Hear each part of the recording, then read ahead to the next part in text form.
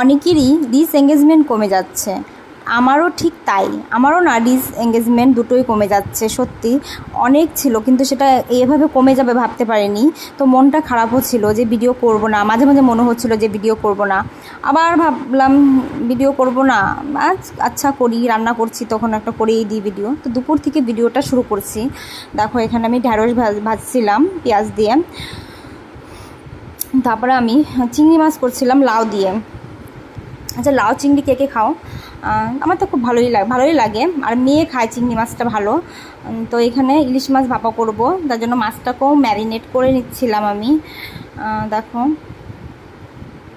তার আচ্ছা, তারপর মা এখানে আমাকে কচু শাক কেটে দিয়েছিল, কচু শাক কেটে ধুয়ে দিয়ে দিচ্ছিলো, কড়াইতে বসিয়ে দিচ্ছিলো, বললো যে আমি বসিয়ে দিই তারপর তুমি করো। তো মা এটা করে দিচ্ছিলো, তারপর আমি রান্না করব। আর আজকে মার